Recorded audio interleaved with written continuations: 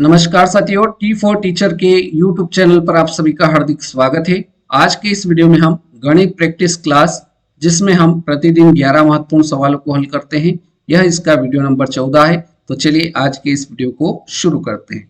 आज का हमारा पहला सवाल है 21,168। ये हमें संख्या दे रखी है और इसमें कुल अभाज्य गुणनखंडों की संख्या बताना है। तो सबसे पहले हम इस संख्या के क्या करेंगे, गुणनखंड करेंगे। तो 21,168 जो संख्या है, 21,168 में क्या करेंगे, 2 से भाग देंगे। सबसे छोटी अभाज्य संख्या 2 होती है, तो 2 एकम 2, भाग नहीं जाएगा 0, 2 पंजे 10, 1 बचा, ये हो गया 16, 8 दूना 16 और 2 चौक 8। फिर से इस संख्या में 2 का भाग चला जाएगा, तो 2 से भाग देंगे तो 2 पंजे 10, 2 चौक 2 दूना 4, 1 बचा, 9 दूनी 18 और 2 दूना 4। फिर से ये जो संख्या आपके पास आई है, इसमें 2 का भाग जाएगा, तो ये कितनी बार चला जाएगा, 2 दूना 4, 1 बचा, 12 हो गया, 2 छंग 12, 2 चौक 8, 1 बचा और 2 छंग 12। आगे आपको इस संख्या में फिर से 2 का भाग चला जाएगा, तो 2 एकम 2, 3 दूना 6, 2 दूना 4 और 3 दूना 6। इस संख्या में फिर 2 का भाग नहीं जाएगा, क्योंकि इकाई अंक पर विषम संख्या आ गई। अब इस संख्या में 3 का भाग देना है, क्योंकि 2 के बाद अगली अभाज्य संख्या 3 आती है। 3 से भाग देंगे इसमें। अब 3 से भाग जाएगा कि नहीं जाएगा, उसको चेक करने के लिए आप क्या करो, या तो अंकों का योग कर लो। 3 2 5, 3 8 और 1 9, मतलब भाग चला जाएगा। तो ये चला जाएगा 4 बार, 4 तिया 12, 1 बचा और 4 तिया 12 और 3 एकम 3। इस संख्या में फिर से 3 का भाग चला जाएगा, क्योंकि अंकों का योग 9 हो रहा है। तो 3 से भाग देंगे तो 3 एकम 3, 1 बचा, 14 हो गया, 3 चौक 12, 2 बचा, 21 हो गया और 7 तिया 21।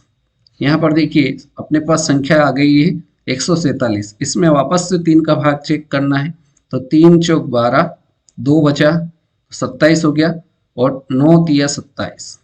अब इस संख्या में 3 का भाग नहीं जाएगा, 49 में 7 का भाग जाएगा।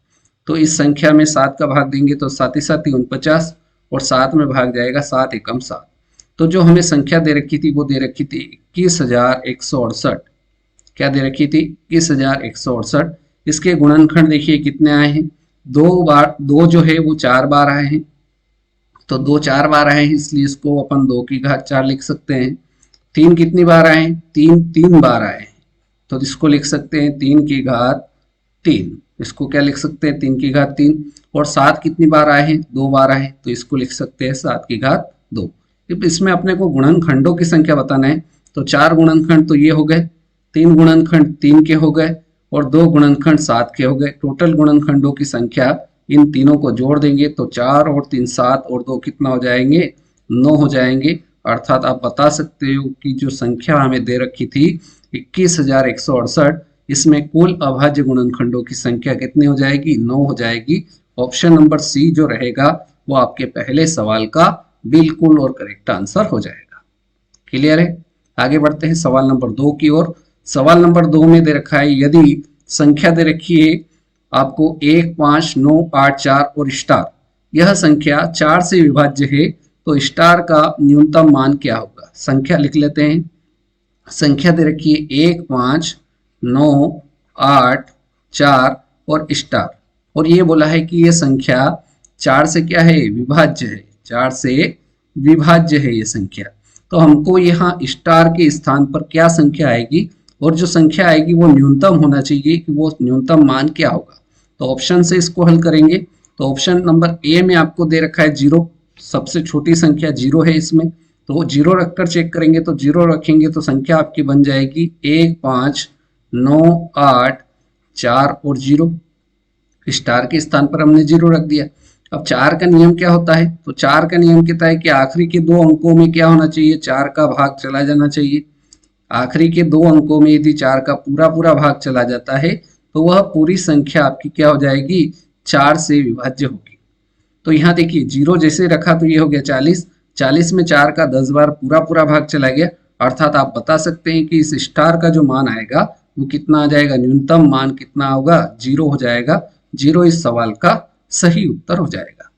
क्लियर है। आगे देखते हैं सवाल नंबर 3। सवाल नंबर 3 है 7 मीटर भुजा वाले वर्ग के क्षेत्रफल और परिमाप का अंतर क्या होगा? 7 मीटर वाले वर्ग के क्षेत्रफल और परिमाप का अंतर बताना है। तो यहाँ पर आपको बात किसकी हुई है? वर्ग की हुई है। तो ये वर्ग मान लीजिए इस प्रकार का एक वर्ग है, इसकी एक भुजा आपको दे रखी है, कितनी है? 7 मीटर है। कितनी दे रखी है? 7 मीटर दे रखी है। और आपको बता रखा है कि क्षेत्रफल और परिमाप में अंतर क्या होगा। तो आप इसकी सहायता से क्या कर सकते हैं? वर्ग का परिमाप और क्षेत्रफल निकाल सकते हैं। तो सबसे पहले हम वर्ग का क्षेत्रफल निकालेंगे। तो वर्ग के क्षेत्रफल का सूत्र क्या होता है? तो वर्ग का क्षेत्रफल निकालने के लिए सूत्र होता है भुजा का स्क्वायर। भुजा आपको 7 दे रखी है, 7 का स्क्वायर कर देंगे तो 7 का स्क्वायर आ जाएगा आपका 49। इसी प्रकार से आप क्या कर सकते हैं? वर्ग का परिमाप निकाल सकते हैं। वर्ग का परिमाप, अब वर्ग का परिमाप आप डायरेक्ट भी निकाल सकते हैं। कैसे निकाल सकते हैं? तो वो निकाल सकते हैं 7 मीटर अगर ये है और यहाँ बात वर्ग की है तो चारों भुजाएं बराबर होती है, मतलब ये 7 की तो ये भी 7 की होगी, ये भी कितने की होगी? 7 की होगी, और ये वाली भुजा भी 7 मीटर की होगी। तो चाहो तो चारों भुजाओं को जोड़ लो, क्योंकि परिमाप का मतलब क्या होता है? सभी भुजाओं का योग हो जाएगा, राइट। तो वर्ग का परिमाप निकालने के लिए सूत्र भी होता है 4 गुणित भुजा। अब 4 गुणित भुजा, भुजा का मान 7 है तो 7 चौक कितना हो जाएगा? 28। 7 चौक 28, मतलब परिमाप कितना आ गया? 28 आ गया। अब हमसे बोला है क्षेत्रफल और परिमाप में अंतर बताना है। तो अंतर निकालने के लिए आपको क्या करना पड़ेगा? अंतर निकालने के लिए आपको क्षेत्रफल 49 में से परिमाप 28 को घटाना पड़ेगा। तो 49 में से 28 घटाएंगे तो 9 में से 8 गया तो 1 बचा, 4 में से 2 गया तो 2 बचा। आपका अंतर कितना आ गया? 21 का अंतर आ गया 21। आपका correct answer option number C हो जाएगा, राइट। आगे बढ़े, आगे देखते हैं सवाल नंबर 4। सवाल नंबर 4 में दे रखा है 23 मिलीग्राम बराबर कितने ग्राम? 23 मिलीग्राम में कितने ग्राम होते हैं? तो सबसे पहले आपको याद रखना है मिली, मिली सेंटी, मिली सेंटी डेसी, मिली सेंटी डेसी, उसके बाद ग्राम, लीटर, मीटर, ये तीनों एक साथ। जिसमें भी सवाल दे रखा है, यहाँ सवाल ग्राम में है तो ग्राम काम आएगा। उसके बाद आता है आपका डेका, डेका, उसके बाद आता है आपका हेक्टो, ग्राम के बाद डेका, डेका के बाद हेक्टो, और हेक्टो के बाद आखिरी में आता है किलो।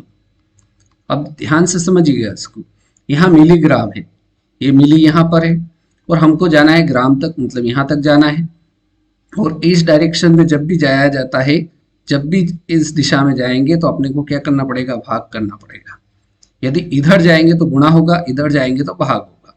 अब यहाँ पर देखिए, यहाँ से यहाँ जाएंगे तो 10 का भाग होगा, यहाँ से यहाँ तक जाएंगे तो 10 का भाग होगा, और यहाँ से यहाँ तक जाएंगे तो 10 का भाग। टोटल यहाँ से यहाँ तक जाना है तो कितना? 10 10 10, मतलब तीनों का क्या हो जाएगा? गुणा हो जाएगा। तो 10 में 10 का 100, 100 में 10 का 1000 का, इसमें क्या हो जाएगा? भाग हो जाएगा। क्लियर? अब अपने को मिलीग्राम में दे रखा है 23 और इसमें भाग देना है 1000 का। तो बड़ी आसानी से आप इसमें भाग दे देंगे कि यहाँ बटे में 3 जीरो है तो 3 अंकों के बाद दशमलव लगेगा। तो पहला अंक 3, दूसरा अंक 2 और तीसरा अंक नहीं है इसलिए 0 लगा देंगे, और यहाँ दशमलव लग जाएगा और दशमलव के आगे 0 लगा सकते हैं। तो अपना उत्तर जो आएगा वो कितना आ जाएगा? 0.023, अर्थात बी ऑप्शन आपका करेक्ट आंसर हो जाएगा। ये आपका आंसर होगा। चलिए आगे बढ़ते हैं सवाल नंबर 5। सवाल नंबर 5 में हमें दे रखा है 16 की घात 3/2 प्लस 16 की घात -3/2 का सरल रूप क्या होगा? तो सवाल दे रखा है 16 की घात 3/2 प्लस 16 की घात -3/2 और इसको सरल करना है, सरल रूप क्या होगा? तो 16 को अपन क्या लिख सकते हैं? 4 की घात 2 लिख सकते हैं, और इस पूरे की घात 3/2 लिख सकते हैं, प्लस 16 को 4 का स्क्वायर लिख सकते हैं, और इस पूरे की घात कितनी है? -3/2। ये 2 घात से ये 2 घात कट जाएगी, ये 2 से ये 2 कट जाएगा, तो हमारे पास क्या बचेगा? हमारे पास बचा है 4 की घात 3 प्लस 4 की घात -3 बचा है। अब इसको अपन जैसे यहाँ पावर माइनस में है तो पावर को प्लस में कैसे बदलते हैं? तो ये होता है a की पावर -m। जब भी पावर माइनस में हो तो आप क्या करो, उसको 1 के बटे में लिख दो, तो आपकी पावर काय में हो जाएगी? प्लस में हो जाएगी। ये घातांक का नियम है, a की पावर -m बराबर होता है 1/a की पावर n। तो यहाँ पर 4 की घात 3, 4 की घात 3 का मतलब 4 गुणा 4 गुणा 4, तो 4 चौक 16, 16 चौक 64, मतलब 4 की घात 3 का मान कितना हो जाएगा, 64 हो जाएगा। प्लस 4 की घात -3 को अपन लिख सकते हैं 1/4 की घात 3, क्योंकि बटे में आएगा तो ये प्लस में हो जाएगी। तो यहाँ से इसको सरल करेंगे तो ये आएगा 64 प्लस 1/4 की घात 3 का मतलब 64 होता है। इसको सरल कर लेंगे तो 64 का 64 में गुणा होगा तो 64 का वर्ग कितना होता है, तो 64 का वर्ग हो जाएगा 4096। 64 का वर्ग कितना होगा, 4096, और प्लस 1 इसमें जुड़ जाएगा और बटे में कितना आ जाएगा, 64 आ जाएगा। अब इसको सरल कर लीजिए, जो आएगा वो आपका आंसर हो जाएगा। तो 4096 में 1 जुड़ जाएगा तो कितना हो जाएगा, 4097, और बटे में कितना आ जाएगा, 64 आ जाएगा। तो 4097/64, 4097/64, option number C correct answer आपका इस सवाल का रहेगा। आई बात समझ में? आगे बढ़ते हैं सवाल नंबर 6। सवाल नंबर 6 देखिएगा, जब किसी संख्या को 57 से भाग देते हैं, जब किसी संख्या को 57 से भाग देते हैं तो शेषफल 22 प्राप्त होता है। यदि इसी संख्या को 19 से भाग दे तो शेषफल क्या होता है। जैसे मान लीजिए इसने बोला है कि 57 से भाग देते तो शेषफल कितना आ रहा है, 22 प्राप्त हो रहा है। तो इसी संख्या में यदि 19 का भाग जा रहा है कि नहीं जा रहा है, 57 में 19 का भाग जा रहा है कि नहीं जा रहा है, तो 19 या 57 भाग पूरा पूरा जा रहा है। जब भाग पूरा पूरा चला जाए तो जो शेषफल का बोला है उसमें अपने को 19 का भाग देना है। तो अपना शेषफल कितना है, 22, इसी में अपने को 19 का भाग देना है। तो 19 से अपन इसमें भाग देंगे तो जो शेषफल आएगा वो ही हमारा उत्तर हो जाएगा। तो 19 एकम 19, 22 में से 19 घटाएंगे कितना आ जाएगा, 3 आ जाएगा, और 3 आएगा मतलब ये आपका शेषफल हो गया, और हमको इसमें शेषफल ही बताना था। तो 3 इसका option number A correct answer हो जाएगा। चलिए आगे बढ़ते हैं सवाल नंबर 7 की ओर। सवाल नंबर 7 है, वह सबसे छोटी संख्या जिसे इस संख्या में जोड़ने पर प्राप्त संख्या 11 का गुणज हो। मतलब इस संख्या में ऐसी कौन सी संख्या जोड़ेंगे जिसको जोड़ने पर वो संख्या क्या हो जाए, 11 का गुणज हो जाए, मतलब 11 से विभाजित हो जाए। तो सबसे पहले संख्या लिख लेते हैं, 7 5 6 8 9 6 ये संख्या हमें दे रखी है, और इसको ऑप्शन से चेक करते हैं। तो पहले ऑप्शन में जो संख्या दे रखी है 1, तो इस संख्या में 1 जोड़ते हैं तो ये संख्या क्या हो जाती है, 7 5 6 8 9 7 हो जाएगी। अब इसको 11 से चेक करना है, तो 11 का नियम क्या होता है, तो 11 का नियम ये होता है कि सम स्थान, मतलब ये पहला स्थान है, ये दूसरा स्थान है, ये तीसरा स्थान, ये चौथा स्थान, ये पांचवा, और ये छठा स्थान इस संख्या का। तो सम स्थान कौन कौन से, तो इसमें सम स्थान देखते हैं सबसे पहले अपन इसमें।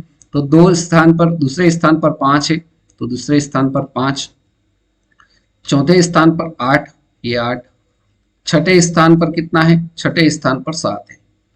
और विषम स्थान देखते हैं।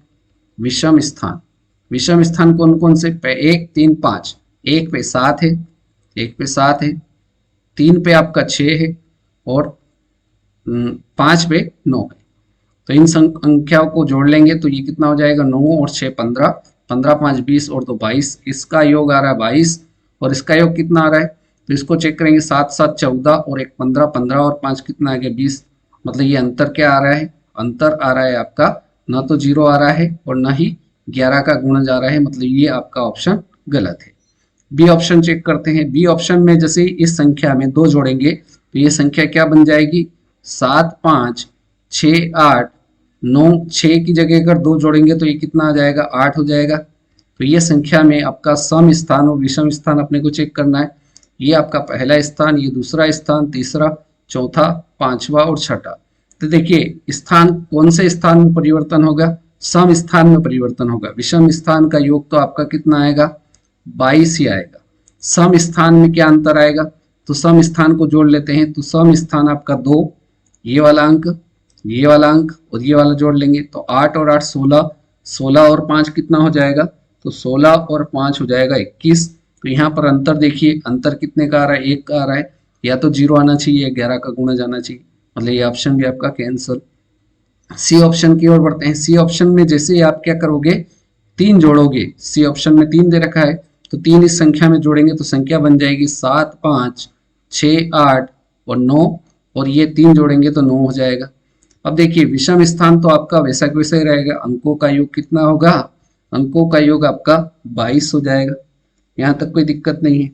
अब यहाँ पर सम स्थान की देखते हैं, सम स्थान का योग कितना आ जाएगा, तो सम स्थान ये आपका पहला स्थान, दूसरा स्थान, तीसरा स्थान, चौथा, पांचवा और छठा स्थान। तो अपने को जोड़ना है, 2 स्थान पर 5 है तो दूसरे स्थान पर 5, चौथे स्थान पर 8 है तो 8 को जोड़ेंगे तो ये 8, और चौथे स्थान पर 8 है, उसके बाद छठे स्थान पर 9 है, इन सभी को जोड़ेंगे तो कितना आ जाएगा, तो 9 और 8 कितना हो गया 17, 17 और 3 20 और 2 22, इसका योग कितना आ गया 22। इनके बीच में अंतर देखिए, अंतर 0 का है, अंतर या तो 0 होना चाहिए या फिर 11 का गुणज होना चाहिए, अंतर 0 का आ रहा है, मतलब ये संख्या आपकी क्या हो जाएगी, 11 से विभाजित हो जाएगी। मतलब इस संख्या में जो अपने को सवाल में दे रखी थी संख्या 7 5 6 8 9 6, इसमें 3 जोड़ेंगे तो यह संख्या 11 से विभाजित हो जाएगी। सी ऑप्शन आपका राइट आंसर रहेगा। क्लियर, आगे बढ़े। सवाल नंबर 8, सवाल नंबर 8 में दे रखा है 0.0159, 0.0159 में 1 का स्थानीय मान क्या होगा। अब ये दशमलव में जब भी आपको स्थानीय मान निकालना हो तो कैसे निकालेंगे, तो समझिएगा इसको, 0.0159। अब यहाँ पर देखो एक, यहाँ पर 1 का स्थानीय मान पूछा है तो 1, अब 1 के पीछे कितने हैं अंक, 2 अंक है, तो इसको दशमलव में है इसलिए इसको बटे में लिखेंगे, 1/100 हो जाएगा। इसका स्थानीय मान क्या हो जाएगा, 1/100 हो जाएगा। सी ऑप्शन आपका राइट आंसर रहेगा। क्लियर। सवाल नंबर 9, यदि चतुर्भुज के अंतः कोणों का योग दे रखा है 3:4:5:6, तो प्रत्येक कोण का मान आप निकाल सकते हैं। जैसे पहले अनुपात को अपन 3x मान लेते हैं, दूसरे को मान लेते हैं 4x, तीसरे को मान लेते हैं 5x और चौथे को मान लेते हैं 6x। और चतुर्भुज के चारों अंतः कोणों का योग कितना होता है, 360 होता है। तो इसको लिखेंगे अपन 3x plus 4x plus 5x plus 6x, और ये किसके बराबर हो जाएगा, 360 डिग्री के बराबर हो जाएगा। तो इन सभी को जोड़ लेंगे तो 6 5 11 और 5 कितना हो जाएगा, 11 और 4 15, 15 और 3 18x, ये हो गया 18x बराबर 360। तो यहाँ से x का मान निकाल सकते हैं आप, x का मान आ जाएगा 360 बटे 18, 18 से कट जाएगा, 18 एकम 18, 18 दूनी 36 और 0। x का मान आ गया आपका 20, x का मान आ गया। अब आप प्रत्येक कोण का मान निकाल सकते हैं। पहले कोण का अनुपात था 3x, तो 3 गुणित x का मान कितना है 20, तो पहला कोण आपका कितना हो जाएगा, 20 या 60 डिग्री का हो जाएगा। दूसरा कोण निकाल सकते हैं आप, दूसरा अनुपात था आपका 4x, तो 4 गुणित 20, 20 चौक 80, दूसरा कोण आ गया आपका 80 डिग्री का। तीसरा अनुपात था आपका 5x, तो 5 गुणित x का मान अभी निकाला 20, तो 5 गुणित 20 मतलब ये कितना हो जाएगा, 20 पंजे 100। चौथा कोण आपका 100 डिग्री का। चौथा कोण, चौथे कोण का अनुपात था 6x, तो 6 गुणित x का मान 20, तो 6 गुणित 20 बराबर कितना हो जाएगा, 120 हो जाएगा। तो इस प्रकार से आपके चारों कोण आ गए, पहला आपका 60 डिग्री, दूसरा आपका 80 डिग्री, तीसरा 100 डिग्री का, चौथा 120 डिग्री का। चाहो तो आप चारों कोणों को जोड़ लो, आपका कितना आ जाएगा, 360 डिग्री आ जाएगा। तो 60 80 100 और 20 120 ये आपको कहाँ दिख रहे हैं, 60 80 100 और 120 ऑप्शन नंबर सी में दिख रहे हैं। तो सी ऑप्शन जो रहेगा वो हमारे इस सवाल का बिल्कुल सही उत्तर हो जाएगा। क्लियर है, आगे बढ़े। सवाल नंबर 10, अब ये जो सवाल नंबर 10 दे रखा है, दो संख्याओं का योग दे रखा है 40, उनका अंतर 6 है। तो बड़ी संख्या इसको बताना है कि बड़ी संख्या क्या होगी। जैसे इसको मैं दो प्रकार से बताऊंगा, ध्यान से समझिएगा। पहला तो आपके दिमाग में आ गया होगा कि पहली दो संख्याओं का योग बोला है, मतलब x प्लस वाई बराबर 40, ये आपकी पहली समीकरण बन गई, राइट। और बोला है कि अंतर, अंतर का मतलब क्या है, घटाना, x माइनस वाई बराबर कितना हो जाएगा 6, ये आपकी दूसरी समीकरण। दोनों समीकरणों को हल करोगे तो ये y से y कट जाएगा, x और 1 x 2 x हो गया, और 40 और 6 कितना हो जाएगा 46। तो यहाँ से आप x का मान निकाल लोगे, कितना हो जाएगा 46, और बटे में 2 आ जाएगा, तो x का मान कितना आ गया 23 आ गया। अब इस x के मान को किसी भी समीकरण में रख दो, मान लो एक वाली समीकरण में रखते हैं, तो ये 23 प्लस y बराबर 40, यहाँ से y बराबर कितना आ जाएगा 40, और ये 23 इधर आएगा माइनस का हो जाएगा, तो y का मान कितना आ जाएगा 40 में से 23 घटाएंगे तो ये 17 आ जाएगा। मतलब इन दोनों में दोनों संख्या अपने को पता चल गई, x का मान भी पता चल गया और y का भी मान पता चल गया। आप बड़ी संख्या बता सकते हैं। अगर ऐसे करोगे तो आपका आंसर आ गया है 23 आ सकता है या 17 आ सकता है। तो इन 23 और 17 में से बड़ी संख्या आपको 23 दिख रही है, राइट आंसर आपका ऑप्शन नंबर बी हो जाएगा। एक तरीका तो ये है, क्लियर। दूसरा तरीका, जैसे बड़ी संख्या जब भी आपको निकालने का बोला जाए या बड़ी संख्या निकालना हो और आपको योग और अंतर दे रखा हो तो कैसे आप डायरेक्ट निकाल सकते हैं वो मैं बता रहा हूँ। तो आप क्या करिए, योग प्लस अंतर को जोड़ लीजिए, योग प्लस अंतर को जोड़ लीजिए और उसमें भाग दे दीजिए 2 का। योग अपने को दे रखा है 40 और अंतर दे रखा है 6 का, तो 40 और 6 जोड़ लीजिए और उसमें 2 का भाग दे देंगे तो ये हो जाएगा 46/2। तो यहाँ से आपकी बड़ी संख्या कितनी आ जाएगी 23 आ जाएगी, ये आपका राइट आंसर हो जाएगा। अगर आपको सवाल में बड़ी संख्या की जगह छोटी संख्या पूछ लेता, छोटी संख्या, तो छोटी संख्या कैसे निकालेंगे, तो छोटी संख्या निकालने के लिए योग माइनस अंतर कर लीजिए, योग माइनस अंतर बटे में कितना आ जाएगा 2 आ जाएगा। तो योग आपका कितना है 40, अंतर कितना है 6 का, तो 40 में से 6 घटा लीजिए और भाग दे दीजिए 2 का। तो ये कितना हो जाएगा 40 में से 6 घटाएंगे तो 34 आ जाएगा और भाग देंगे 2 का, तो 34 का आधा कितना हो जाएगा 17 हो जाएगा।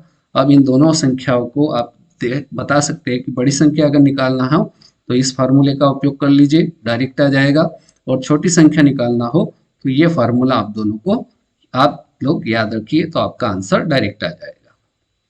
आई बात समझ में, आगे बढ़े। चलिए आज के इस वीडियो का अंतिम प्रश्न सवाल नंबर 11। सवाल नंबर 11 में दे रखा है द्विघात बहुपद है हमारे पास 6x की घात 2 माइनस 7x माइनस 3 के शून्य क्या होंगे। तो हमें जो द्विघात बहुपद दे रखा है वो दे रखा है 6x की घात 2 माइनस 7x माइनस 3। अब अपने को यहाँ पर ऐसी दो संख्याएं सोचना है कि जिनका गुणा करने पर तो कितना है 18 है, माइनस का 18, और जोड़ घटाने पर कितना आना चाहिए माइनस का 7x आना चाहिए। तो ऐसी संख्याएं कौन कौन सी होगी, तो 6x की घात 2 माइनस में यदि हम 9x लेंगे और प्लस में 2x लेंगे तो 9 में से 2 गया तो 7x आ जाएगा, और माइनस 9 का गुणा प्लस के 2 से करेंगे तो 18 माइनस का आ जाएगा, और माइनस का 3 ऐसा कैसा। अब इन दोनों संख्याओं में से अपन कुछ कॉमन ले सकते हैं क्या, तो 6x स्क्वायर माइनस 9x में से अपन कॉमन ले लेंगे 3x, तो यहाँ पर क्या बच जाएगा, यहाँ पर बच जाएगा 2x माइनस 9x में से 3x निकल गया तो कितना बचा 3 बचा माइनस का, प्लस यहाँ पर देखिए 2x है, यहाँ पर माइनस 3 है, कुछ भी कॉमन नहीं निकल रहा है तो एक कॉमन निकल जाएगा, तो यहाँ आ जाएगा 2x माइनस 3। अब ये संख्या डबल है, इसको एक बार लिख लीजिए तो ये हो जाएगा 2x माइनस 3, और इसको एक बार लिख लीजिए तो ये हो जाएगा 3x प्लस 1, राइट। अब इस यहाँ पर अपने को शून्य निकालना है तो इस पहले वाले मान को अपन 0 के बराबर रख लेंगे, तो 2x माइनस 3 बराबर 0। तो यहाँ से पहला मान आ जाएगा आपका 2x बराबर, ये 3 इधर आएगा माइनस का है प्लस का हो जाएगा, तो एक मान आपका आ गया x बराबर 3/2। एक मान तो क्या आ गया आपका x का 3/2। अब इस वाले शून्य को भी 0 के बराबर रख लेंगे तो ये हो जाएगा आपका 3x प्लस 1 बराबर 0। तो यहाँ से 3x बराबर माइनस का 1 इधर, प्लस का 1 इधर आएगा तो माइनस का 1 हो जाएगा, तो x का मान कितना आ जाएगा माइनस का 1/3 आ जाएगा। तो x के दो शून्य अपने पास निकल के आ गए, पहला है 3/2 और दूसरा शून्य है आपका माइनस का 1/3, अर्थात 3/2 माइनस 1/3 कौन से ऑप्शन में दिख रहा है आपको, तो ऑप्शन नंबर ए जो रहेगा वो हमारे इस सवाल का बिल्कुल सही उत्तर हो जाएगा, राइट। तो इस प्रकार से आज के इस वीडियो में हमने गणित प्रैक्टिस क्लास जिसमें 11 महत्वपूर्ण सवालों को हल किया। उम्मीद करता हूँ सारे सवाल आपको समझ में आए होंगे। वीडियो आपने पूरा देखा उसके लिए बहुत बहुत धन्यवाद। अगले वीडियो में मिलते हैं नए सवालों के साथ, तब तक के लिए जय हिंद, जय भारत, वंदे मातरम।